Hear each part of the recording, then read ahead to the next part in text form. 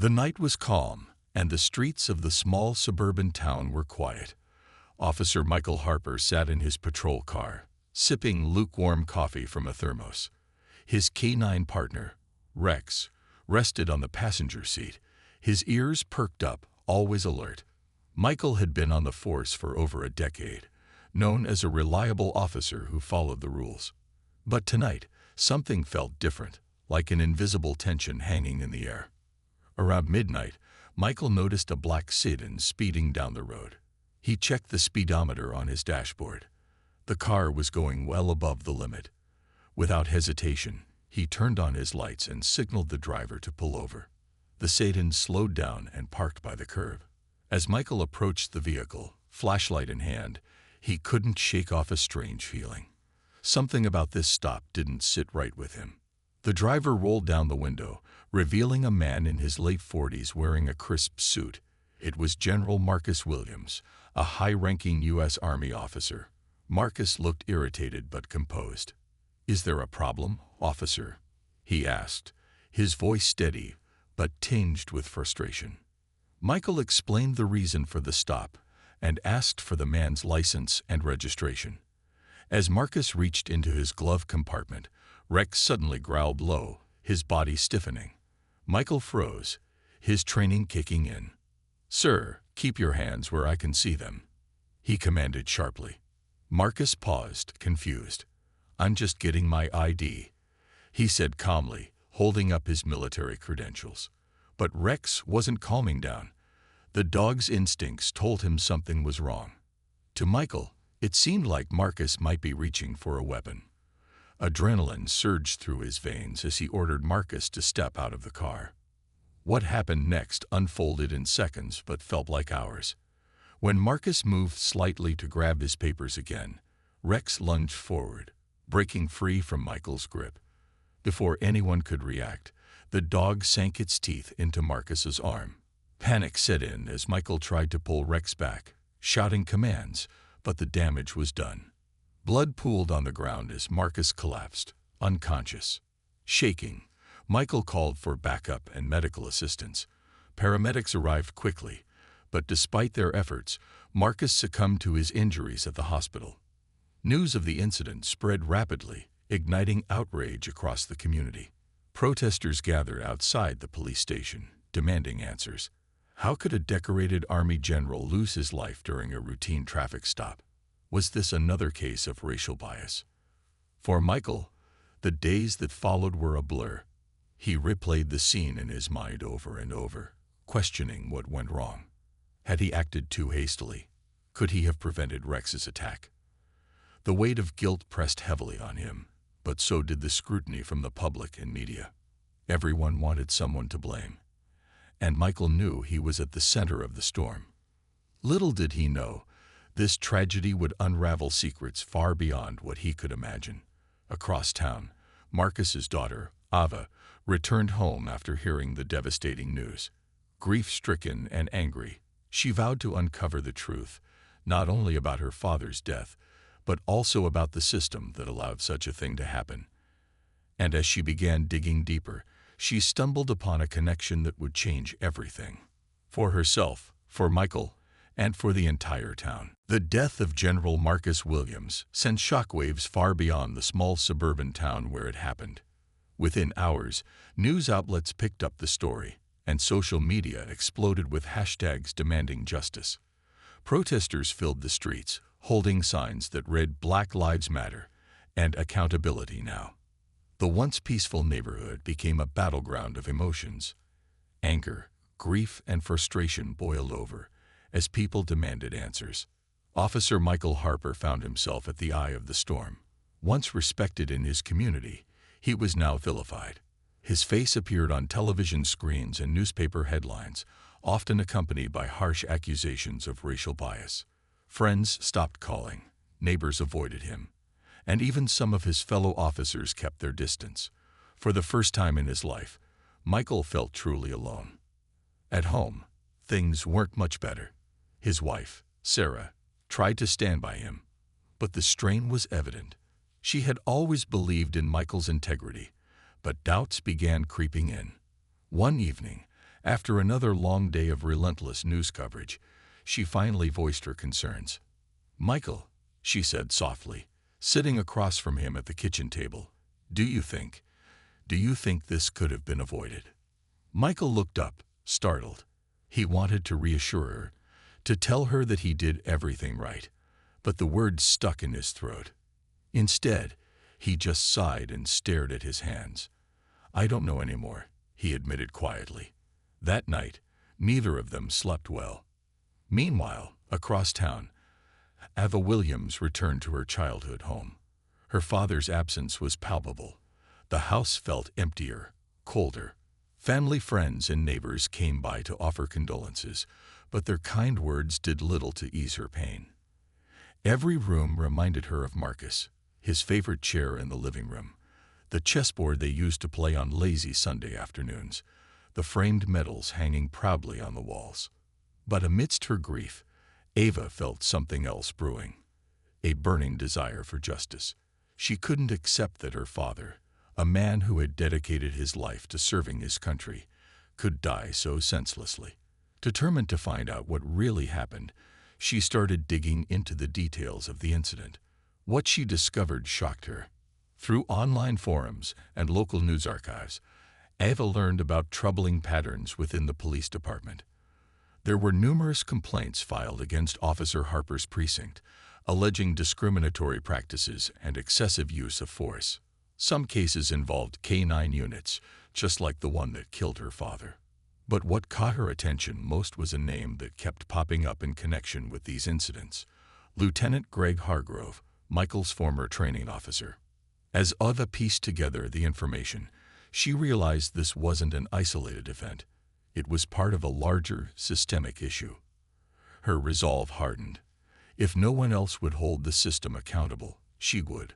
With each new discovery, Ava grew more determined to expose the truth, not just for her father's sake, but for everyone who had suffered under similar circumstances. Back at the police station, tensions ran high. Internal investigators grilled Michael repeatedly, asking him to recount every detail of the traffic stop. Each question felt like a jab, reopening wounds he thought would heal. Despite his cooperation, many doubted his sincerity. Even his superiors seemed eager to distance themselves from him, placing him on indefinite leave while they sorted through the mess. The pressure mounted as protests continued outside the station. Chants echoed through the halls, making it impossible for anyone inside to ignore the growing unrest. Michael watched the chaos unfold from his living room window, feeling powerless to stop it. For the first time, he questioned whether being a police officer was still the right path for him, or if he'd become part of a system too broken to fix. Little did Michael or Ava know, their paths were about to cross in ways neither of them could predict.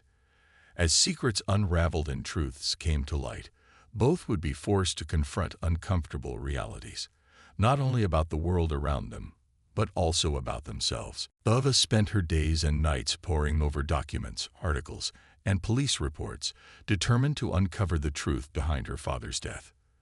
The more she learned, the angrier she became, not just at Officer Michael Harper or his K-9 partner, but at the entire system that seemed to protect people like him while leaving others vulnerable. Her grief was slowly transforming into a fiery resolve, and she refused to let it go to waste. One evening, as Ava sat at the dining table surrounded by papers and her laptop, there was a knock at the door. She hesitated before opening it, expecting another neighbor offering condolences. Instead, she found Daniel Carter standing on the porch. Daniel was someone Ava had known her whole life, or so she thought.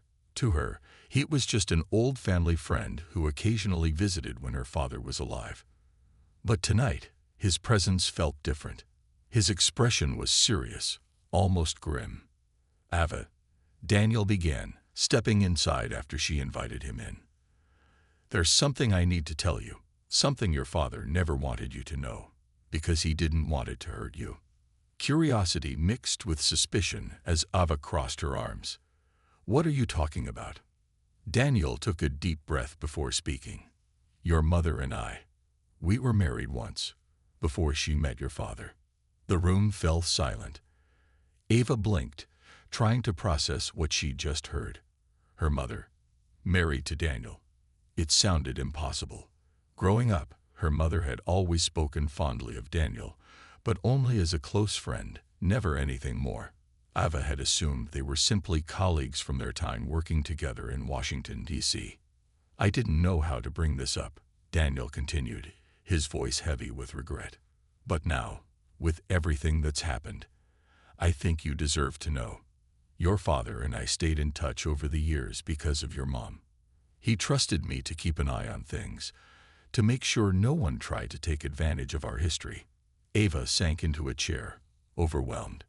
She felt betrayed, not because her parents hadn't told her, but because the world suddenly seemed far more complicated than she'd imagined. "Why does any of this matter now?" she asked, her tone sharp. "It matters because I've been keeping tabs on Michael Harper," Daniel admitted. "For months. There have been whispers about misconduct in his precinct, racially motivated stops, falsified reports, excessive force. I was gathering evidence, hoping to expose them. But then, this happened." He gestured toward the piles of research on Ava's table. Ava stared at him, stunned. All this time, Daniel wasn't just a casual acquaintance. He was actively investigating the very department responsible for her father's death. And if what he said was true, then her father's killing wasn't an isolated incident. It was part of a pattern. Over the next few days, Daniel shared everything he'd uncovered. He handed Ava files filled with names, dates, and testimonies from victims of police brutality. One name kept appearing: Lieutenant Greg Hargrove, Michael's former training officer. According to Daniel, Hargrove had a reputation for encouraging aggressive tactics among rookies, especially when dealing with minority communities. Worse still, several cases involving K-9 units traced back to him. As Ava absorbed the information, her anger turned into determination. She realized that pursuing justice wouldn't be easy. It would mean reliving her pain, facing powerful opponents, and risking her own safety. But she also knew she couldn't turn away. This wasn't just about her father anymore. It was about everyone who had suffered silently under the same broken system. Together, Ava and Daniel devised a plan. They would file a lawsuit against the police department, using the evidence Daniel had gathered to demand accountability. At the same mind, Ava decided to reach out to some of the victims mentioned in the files, hoping to build a coalition of voices strong enough to force change. Late one night, as Ava worked on organizing the case, she paused to look at a photo of her father. Tears welled up in her eyes, but she quickly wiped them away. "I won't let this break me," she whispered. "You taught me to fight for what's right, Dad, and that's exactly what I'm going to do." Unbeknownst to Ava, her actions were setting off ripples that would soon reach Michael Harper and challenge everything he thought he knew about himself and the badge he wore. Michael Harper sat alone in his dimly lit living room, staring at the blank TV screen. The house was quiet except for the faint ticking of the clock on the wall. It had been weeks since the incident, but the memory of that night replayed in his mind like a broken record. Every time he closed his eyes, he saw General Marcus Williams' face, the confusion, the pain, the life fading away. And then there was Rex, his loyal K-9 partner, whose growl still echoed in Michael's ears. He couldn't escape the guilt, no matter how many times he told himself it was an accident, that he hadn't meant for things to go so wrong. The weight of responsibility crushed him. He started attending therapy sessions twice a week, hoping they would help him make sense of the chaos inside his head. At first, he struggled to open up, brushing off the therapist's questions with vague answers. But slowly, reluctantly, he began to confront the truths he buried deep within himself. One session stood out more than the others. "Tell me about your training," the therapist asked gently. "What did you learn about handling situations like the one with General Williams?" Michael hesitated, scratching the back of his neck. "We're trained to react quickly," he said finally, "to trust our instincts and the instincts of our dogs. But I guess sometimes instincts can lead you astray." The therapist nodded, encouraging him to continue. Have you ever questioned whether those instincts might be influenced by biases? Subconscious ones, maybe. That question hit Michael harder than he expected.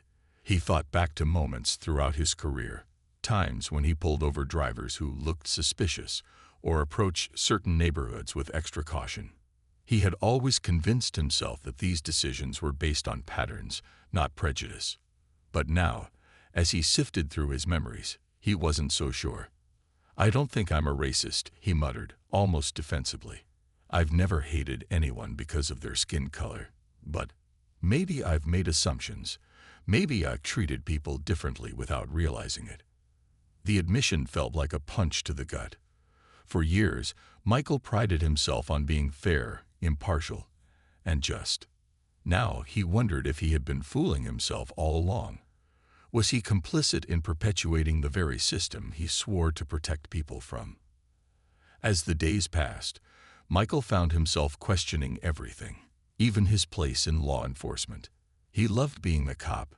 It gave him purpose and a sense of duty. But could he continue serving in a system that seemed beyond repair? One evening, after another restless night, he sat down with Sarah and confessed his doubts. "What if I'm part of the problem?" he asked her, his voice trembling. "What if staying on the force makes me no better than the bad cops we hear about on the news?" Sarah placed a hand on his shoulder, her expression soft but firm. "You're not perfect, Michael. None of us are. But running away won't fix anything. If you leave now, what will that say about you? About the kind of man you want to be?" Her words lingered in his mind long after their conversation ended. She was right. He couldn't run from this. Running wouldn't bring General Williams back, nor would it erase the mistakes he'd made. But staying meant facing constant scrutiny, judgment, and reminders of the lives he had impacted, for better or worse. Desperate for clarity, Michael decided to volunteer at a local community center in a predominantly black neighborhood. He figured that if he wanted to understand where he went wrong, he needed to listen to the people most affected by systemic injustice. At first, the residents were wary of him, their eyes filled with suspicion whenever he walked into the room. Some outright ignored him, while others shot him cold glares. But Michael didn't give up. He showed up every Saturday, helping kids with homework, organizing food drives, and even participating in discussions about racial inequality. Slowly, some of the walls began to crumble. A young boy named Jamal started calling him Officer Mike, tugging at his sleeve to ask for help with math problems. An elderly woman named Mrs. Thompson invited him to sit beside her during lunch, sharing stories about her late husband, who had also served in the military. Through these interactions, Michael began to see the humanity he had overlooked before. These weren't statistics or stereotypes. They were real people with dreams, fears, and struggles. People like General Williams. People like Ava. One afternoon, as Michael helped clean up after a basketball game, Mrs. Thompson pulled him aside. "You're trying," she said simply, "and that counts for something. But remember, actions speak louder than words. Don't stop now." Her advice stayed with him as he left the center that day. For the first time in months, Michael felt a flicker of hope, not for redemption, because he knew forgiveness might. Ava and Daniel worked tirelessly, piecing together evidence that painted a damning picture of Michael Harper's precinct. The more they uncovered, the clearer it became that this wasn't an isolated incident. It was part of a systemic problem deeply rooted in years of unchecked behavior. Ava spent countless hours interviewing victims who had been on the receiving end of aggressive policing tactics. Their stories were heartbreaking. Families torn apart by wrongful arrests, individuals scared physically and emotionally by K-9 attacks, and lives derailed by falsified reports. One victim stood out to Ava, a young man named Elijah, who had been bitten by a police dog during a routine stop years ago. His voice trembled as he recounted the night, describing how officers accused him of resisting arrest, when all he'd done was reach for his ID. "They didn't care about me," Elijah said, his eyes glistening with tears. "To them, I was just another black guy in the wrong place at the wrong time." Ellenge's words struck a chord with Ava. She realized that her father's death wasn't just a personal tragedy. It was a reflection of what happened to so many others like Elijah, people whose voices were ignored or silenced. Determined to amplify their stories, Ava decided to include testimonies from these victims in the lawsuit she planned to file against the department. Meanwhile, Daniel dug deeper into Lieutenant Greg Hargrove's involvement. Using his connections within the FBI, he accessed internal memos and disciplinary records that revealed a troubling pattern. Hargrove had repeatedly encouraged rookies to rely on intimidation rather than de-escalation, particularly when dealing with minority communities. In training sessions, he often boasted about sending a message to those who didn't respect authority. Worse still, several complaints filed against Hargrove had mysteriously disappeared, suggesting a cover-up within the department. With each new discovery, Ava grew more confident in their case, but the road ahead wouldn't be easy. Filing a lawsuit against a powerful institution meant facing immense pushback, not only from the police but also from politicians and media outlets eager to discredit her motives.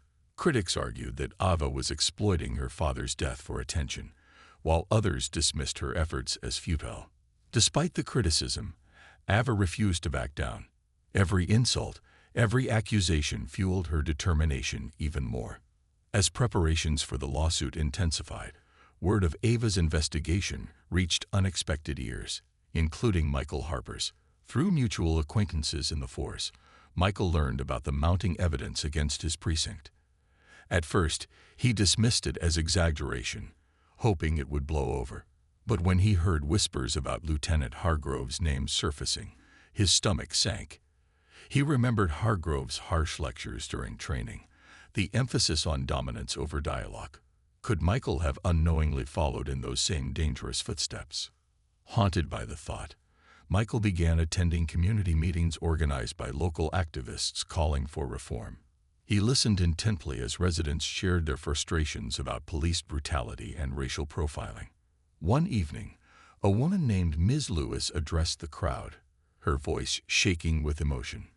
"We're tired of losing our loved ones," she said, clutching a framed photo of her son. "Tired of being treated like criminals in our own neighborhoods." Michael felt a lump form in his throat. Her words reminded him of Ava, the grief etched on her face during news interviews, the fire in her eyes as she demanded justice. For the first time, he saw himself through her perspective, not as a grieving officer, but as a symbol of everything she despised. The realization hit him hard. If Ava succeeded in exposing the truth, it wouldn't just tarnish the reputation of his precinct. It would dismantle the foundation upon which he built his career. Despite his growing unease, Michael couldn't ignore the fact that Ava and Daniel's findings aligned with his own suspicions about systemic flaws. Perhaps their fight wasn't entirely misdirected. Maybe, just maybe, holding the department accountable could pave the way for real change. Still, the thought of confronting Hargrove and others like him filled Michael with dread. Loyalty to the badge warred with his conscience, leaving him torn between protecting his colleagues and doing what was right. The tension reached its peak when Ava formally filed the lawsuit, naming both Michael Harper and Lieutenant Hargrove as key figures in the case. News of the legal action spread quickly, reigniting protests outside the police station. This time, however, the demonstrations carried a renewed sense of purpose. People held signs bearing Marcus Williams' name alongside other victims of police violence, chanting slogans that echoed through the streets. No justice, no peace. The courtroom was packed, a sea of faces representing both sides of the divide. Supporters of General Marcus Williams filled one side, holding pictures of him in uniform and wearing pins that read "Justice for Marcus." On the other side sat officers from Michael Harper's precinct, their expressions tense but resolute. Reporters lined the back rows, pens poised and cameras ready to capture every moment of what promised to be a historic trial. Ava sat at the plaintiff's table, her posture straight and determined. Beside her, Daniel Carter leaned in occasionally to whisper advice or offer reassurance. Across the aisle, Michael Harper fidgeted nervously, his lawyer flipping through papers with practiced calm. The air was thick with tension, each breath feeling heavier than the last. When the judge called the court to order, all eyes turned to the front. After weeks of preparation, the proceedings began with opening statements. Ava's attorney laid out the case clearly. Systemic racism, unchecked aggression by K-9 units, and a culture of impunity within the police department. He pointed directly at Lieutenant Greg Hargrove as the architect of these practices, accusing him of fostering an environment where tragedies like Marcus Williams' death were inevitable. Michael's lawyer countered by emphasizing the unpredictability of the situation. Officer Harper acted in accordance with his training, he argued. What happened that night was a tragic accident, not a deliberate act of malice. As the trial progressed, witnesses took the stand. Victims of past incidents recounted harrowing stories of abuse and negligence, their voices trembling with emotion. One woman described how her teenage son had been mauled by a police dog during a traffic stop, leaving scars that would never fade. Another man spoke about being falsely arrested and labeled a repeat offender because of fabricated reports filed by officers under Hargrove's command. For Michael, listening to these testimonies was excruciating. Each story chipped away at the image he once held of himself as a fair and just officer. He glanced at Lieutenant Hargrove, seated stoically in the gallery, and felt a surge of anger. Had this man's teachings led him down such a destructive path? Then came Ava's turn to testify.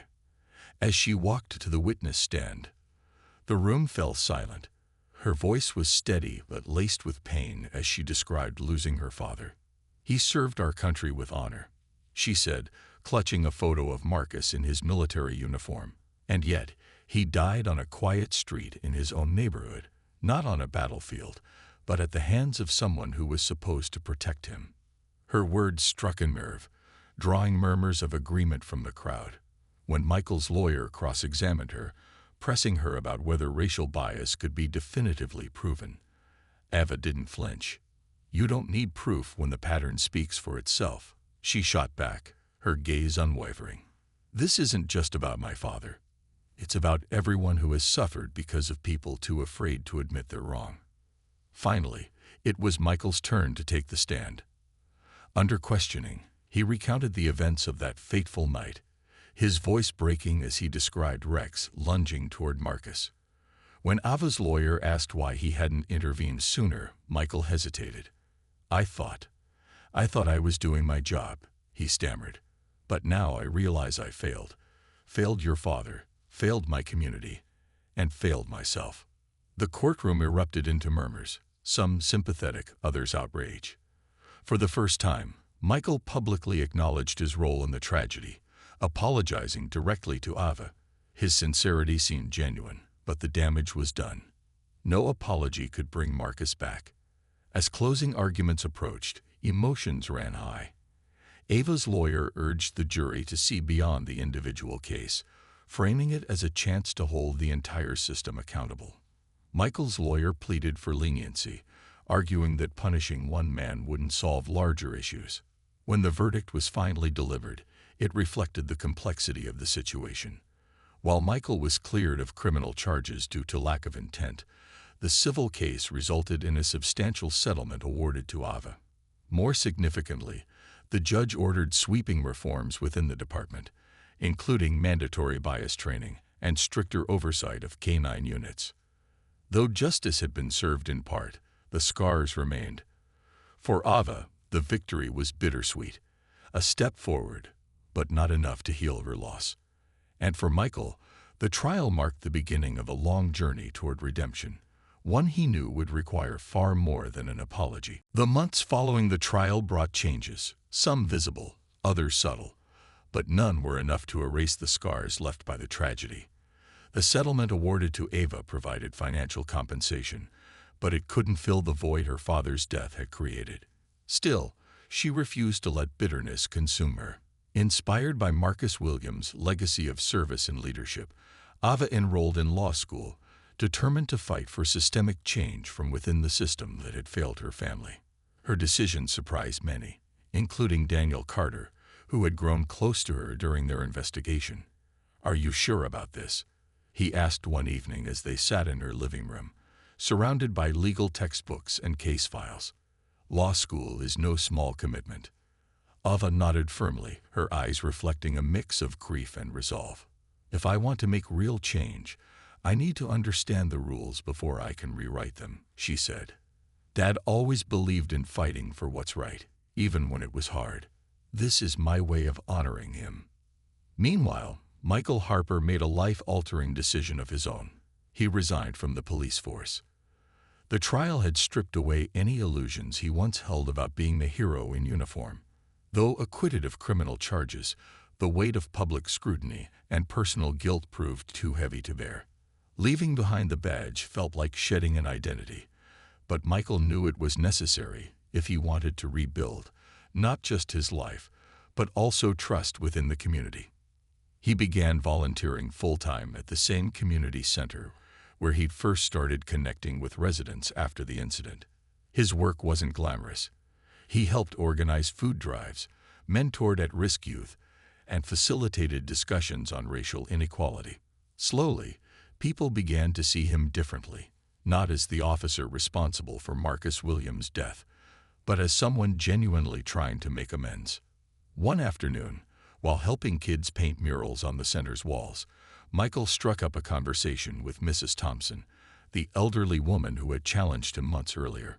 She watched him interact with the children, his laughter mingling with theirs, and finally spoke.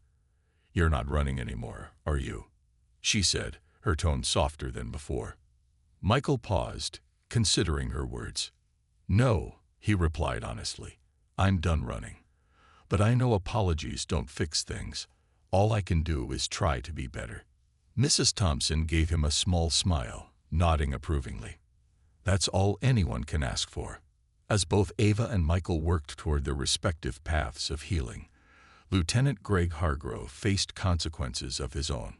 Internal investigations into his conduct led to his suspension and eventual dismissal from the force.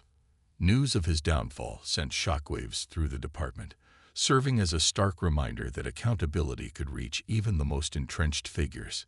Despite these victories, tensions lingered in the town.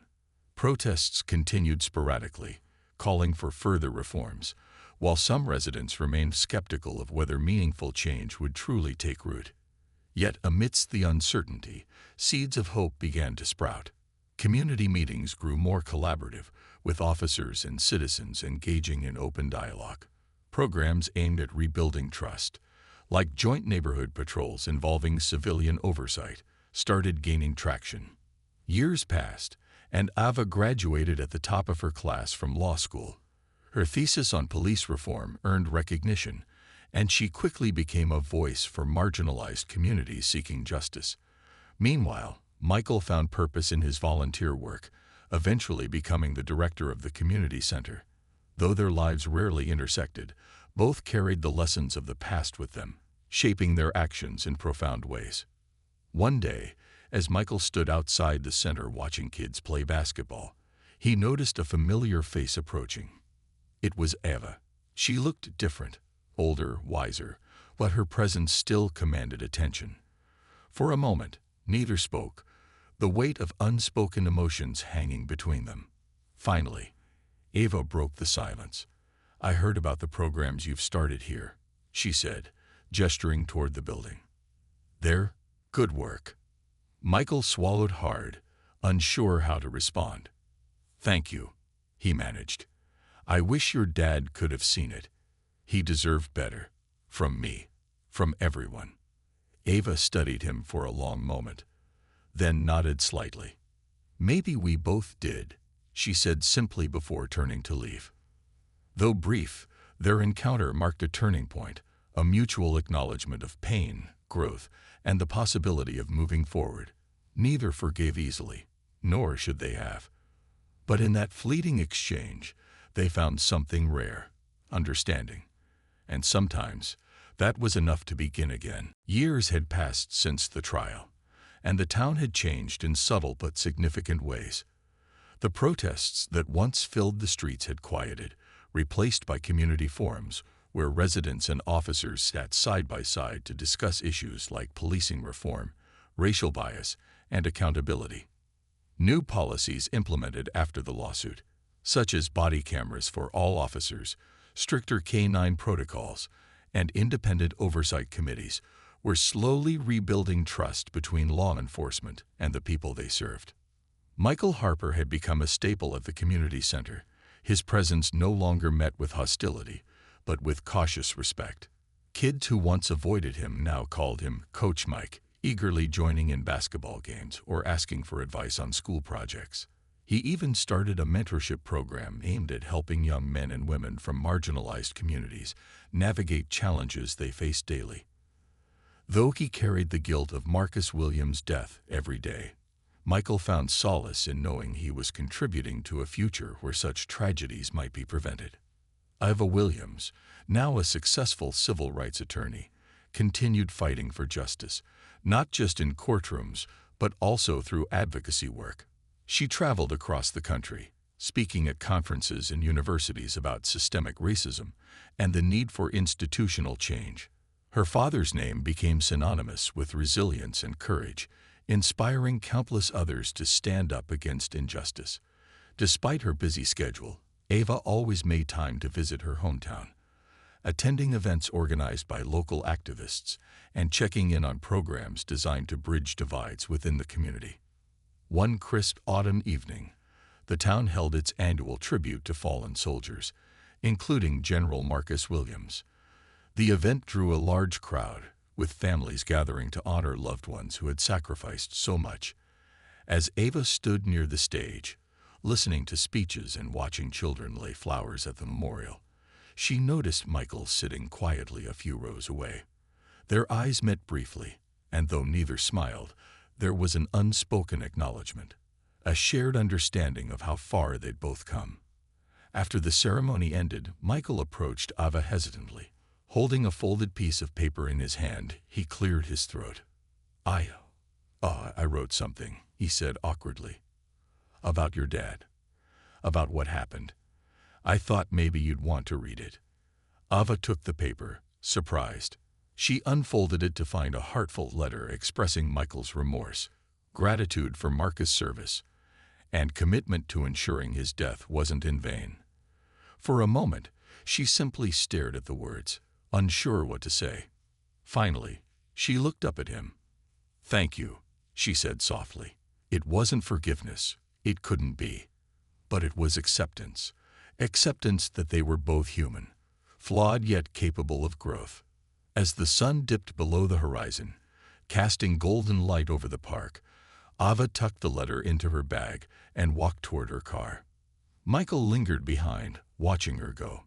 Both knew their paths would likely never cross again, but that didn't matter. What mattered was the progress they represented, the possibility of redemption, reconciliation, and hope. In the years that followed, stories of their journey inspired others. Ava's legal victories paved the way for landmark reforms, while Michael's grassroots efforts transformed the community center into a beacon of unity. Together, albeit indirectly, they proved that even the deepest wounds could lead to meaningful change if met with honesty and effort. And so, the shadows of the past began to fade, giving way to a brighter future. Not perfect, not without scars, but undeniably better for everyone.